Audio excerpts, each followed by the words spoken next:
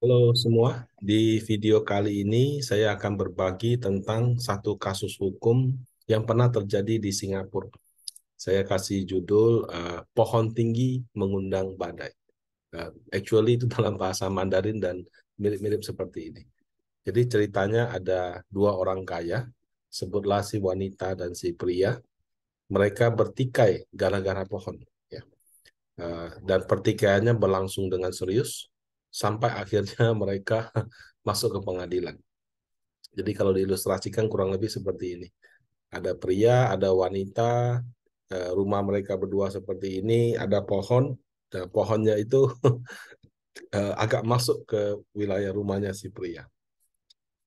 Nah, kenapa saya sebut mereka berdua orang kaya? Ya, Singapura ya. Eh, Harga rumahnya mahal sekali. 5-6 M mungkin cuma dapat apartemen yang biasa aja gitu. Kalau kalau yang bagus itu mungkin bisa 10 M ke atas. Jadi kalau apartemen saja begitu mahal, kamu bisa punya rumah gitu ya, yang ada pekarangannya, ada pohonnya.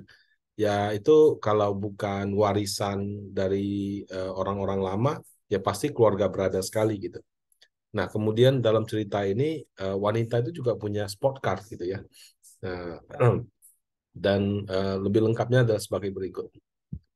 Jadi rumah yang wanita itu ada pohon yang sudah puluhan tahun, tingginya lebih dari 5 meter. Dia ada sebut nama pohonnya, cuma karena dalam bahasa Mandarin, saya nggak tahu penerjemahannya itu apa. Nah, namanya pohon sudah tua, udah besar gitu ya, ranting-rantingnya udah panjang, ya otomatis itu setiap kali ada pergantian musim atau apa, daunnya bisa layu, bisa jatuh. Nah, kadang-kadang dahan-dahannya juga bisa patah. Nah, yang tadi itu gambar yang saya kasih lihat di awal, itu dahannya memanjang sampai sebelah. Ya mungkin tidak persis seperti ini, tapi gambarannya itu mungkin sudah dekat-dekat ke bagian apa dapur atau bagian belakangnya rumah tersebut gitu. Nah, eh, jatuh atau apa ya namanya hidup bertetangga gitu kan. Awal-awal masih oke gitu ya. Nah, tapi di rumah yang tetangganya yang pria ini ada orang tua, manula sama anak-anak. Dia khawatir kalau misalkan batangnya yang gede itu jatuh sampai menimpa rumah, merusak rumah, itu bisa juga mencelakai anggota keluarganya. Jadi dia mendatangi ke rumah wanita tersebut dan minta, tolong dong bagian pohon yang masuk ke rumahnya dia itu bisa agak dirapikan. Nah, tapi pada saat diomongkan seperti itu, reaksi wanita di luar dugaan. Marah besar, dia bilang itu pohon feng shui-nya dia, ya, pohon pohon pusakanya dia. Nggak boleh diapa-apakan, kalau sampai diapa-apakan, saya tuntut kamu ke pengadilan. Jadi tidak ada titik temu.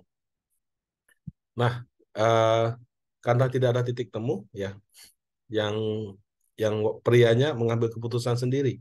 Dia sewa kontraktor. Kemudian dia minta kontraktor itu untuk merapikan bagian pohon yang memanjang ke rumahnya dia. Nah, karena itu pohonnya tinggi, dia ini mungkin cuma gambarannya. Dia pakai yang seperti ini. Jadi ada orang yang naik ke atas, kemudian di atas dia trimming pohon-pohonnya. Nah, jadi kontraktor yang memang khusus untuk hal itu. Di Singapura loh, nggak murah loh ini. Nah, waktu sedang kerja, ya ada si wanitanya marah besar lah dia kan sudah wanti-wanti jangan sampai dia apa-apakan. Pas datang lihat seperti itu tanpa babi bu, dia terjang masuk ke rumahnya dia, oke. Langsung ke bagian eskalator itu yang mesin ini, dia cabut kuncinya, dan dia matiin mesin dan dia cabut. Jadi tukang guntingnya tuh masih nyangkut di atas, nggak bisa kemana-mana. Dan kalau sudah mohon maaf, karena sudah tinggi 5 meter begitu kan, jadi dia ya nyangkut di atas. Nah, si prianya lihat kan, wah kaget dia. Kok tiba-tiba dia masuk ke rumah tanpa izin, udah gitu masukin apa matiin kuncinya lagi. Nah, habis dicegat pergi, yang wanitanya main nyelonong aja, pergi aja, masuk ke mobil sport car-nya, ya mobil sport car-nya, terus langsung bawa kunci itu main pergi aja. Nah, Yang cowoknya waktu menghalangi dia, ya karena dia mau minta kuncinya balik.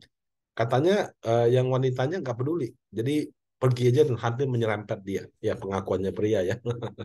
Jadi seperti itu. Nah, kasus ini masuk ke koran setempat Bapak Ibu. Jadi bukan di Kamkar. Nah, akhirnya kasus ini bergulir ke pengadilan. Eh, menurut menurut eh, apa ahli hukum yang sharing cerita ini, katanya tindakan wanita itu bisa diajukan 3 tuntutan. Tuntutan yang pertama trespassing, jadi masuk tanpa izin. Kan ada properti-properti milik pribadi. Ya, kalau misalnya orang masuk tanpa izin, ya kita bisa menuntutnya secara hukum. Bahkan kalau di Amerika Serikat, kalau saya nonton film, nggak tahu benar apa enggak ya, bahkan mereka punya pistol berhak untuk mempertahankan itu. Mereka bisa menembak seperti itu. Terus terang saya tidak gitu tahu, tapi yang saya nonton di film begitu. Kemudian dia juga bisa menuntut confinement, penyekapan, di mana tukangnya itu kan disekap di atas. Kenapa? Karena dia nggak bisa turun dari mesin eskalatornya. Jadi itu bisa tutup dengan confinement. Dan kemudian waktu dia masuk ke mobil sport car-nya, dia keluar dan hampir menyerempet, yang menurut pengakuan pria, itu juga kelalaian ya, negligence. Jadi dalam dalam berkendara lalu lintas itu ada kelalaian.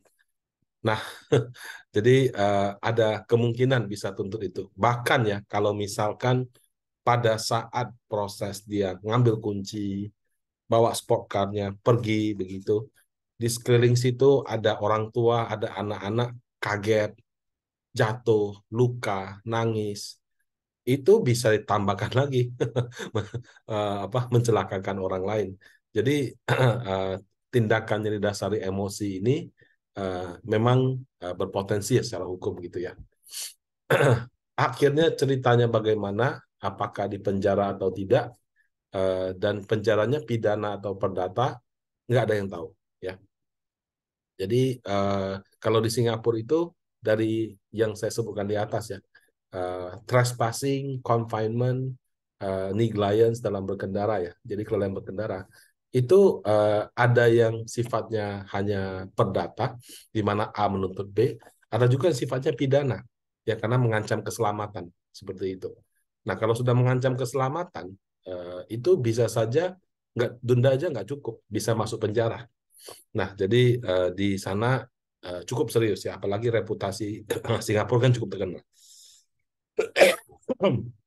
Eh, dalam cerita ini apakah wanitanya 100% benar atau salah, atau prianya yang benar atau salah, tidak ada yang tahu ya.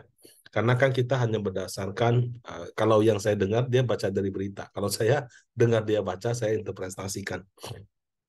Eh, kalau menurut saya ya, kadang-kadang sengketa seperti ini eh, ya bisa aja dua pihak itu ada benarnya. Tapi ini lebih ke soal ego sama soal komunikasi yang amat buruk. Kalau ngomongnya baik-baik, ya kan ceritanya cowoknya mengaku sudah baik-baik. Tapi dari mana kita tahu baik-baiknya kan? Kan dia pihak yang menuntut. Jadi bisa saja eh, tidak terjadi hal-hal seperti di atas.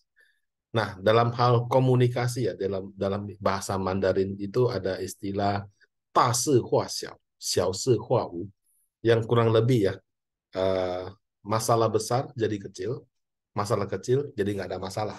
Jadi komunikasi yang baik itu salah satu syarat untuk mewujudkan itu. Nah, semoga hal seperti ini tidak terjadi pada kita, dan semoga kita juga lebih berhati-hati ke depannya ya, jangan sampai kita semua tersangkut masalah hukum. Demikian dari saya, terima kasih. Semoga bermanfaat.